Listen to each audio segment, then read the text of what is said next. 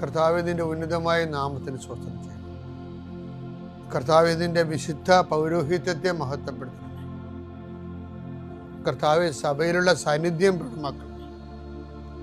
ഈശോയെ, ഈ ആഴ്ചയിലെ അങ്ങയുടെ കാരുണ്യം കണ്ണുനീരോടെ ആഗ്രഹിക്കുന്നുണ്ട്. ഈശോയെ, മുട്ടിന് താഴേക്ക്, കാൽമുട്ടിന് താഴേക്ക്, തുടയിലേക്ക് നീര് പൊങ്ങിക്കിടക്കണ കണ്ട് കർത്താവ്യത്തെ സ്പർശിക്കും. അവർക്ക് എഴുന്നേക്കാൻ പാടില്ല, ഇരിക്കണവർ. കർത്താവെ, അങ്ങനെയുള്ള എല്ലാവരും നീ സ്പർശിക്കണം. പ്രാർത്ഥിക്കണമെന്നും പ്രാർത്ഥിച്ചത് സുഖപ്പെട്ടിട്ട് ജോലി ചെയ്യണമെന്ന് ആഗ്രഹിക്കുന്ന എല്ലാവരെയും നീ സ്പർശിക്കണേ കർത്താവെ. കർത്താവെ, യാത്രയുള്ള മക്കളെ ഞാൻ ഏൽപ്പിച്ച് പ്രാർത്ഥിക്കുന്നു.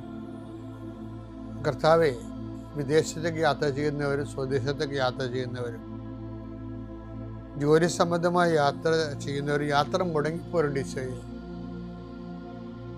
കാലുകൾ ഉദച്ചും വാഹന അപകടത്തിലും മരത്തിൽ നിന്ന് വീണും പലരും ഈ ദിവസങ്ങളിൽ അവരുടെ ഫോട്ടോയും കൂടെ എൻ്റെ അടുത്ത് വന്ന് അവരെല്ലാം ഞാനിപ്പോൾ ഓർത്ത് പ്രാർത്ഥിക്കണം. ഈശോയെ,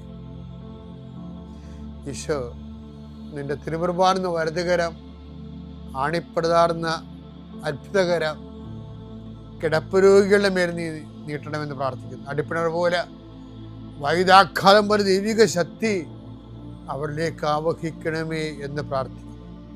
നീ പോകുന്നിടത്തെല്ലാം നിന്റെ കൂടെ ഞാനുണ്ടാകുന്ന അല്ലസിന്റെ കർത്താവേ, നിന്റെ ചൈതന്യം അവരിലേക്ക് ആവശ്യിക്കുകയും എൻ്റെ പ്രാർത്ഥനയിൽ ആശ്രയിച്ചിരുന്ന് പ്രാർത്ഥിക്കുമ്പോൾ എൻ്റെ കാര്യം അച്ഛൻ പറഞ്ഞില്ലല്ലോ എന്ന് ഓർത്ത് ഇപ്പം സങ്കടപ്പെടുന്നവരെ അവർ മനസ്സിൽ വിചാരിക്കുന്ന കാര്യത്തിൻ്റെ മേലെ മാതാവിൻ്റെ മധ്യസ്ഥത്തിൽ യേശു നാമത്തിലെ വിടുതൽ ലഭിക്കട്ടെ.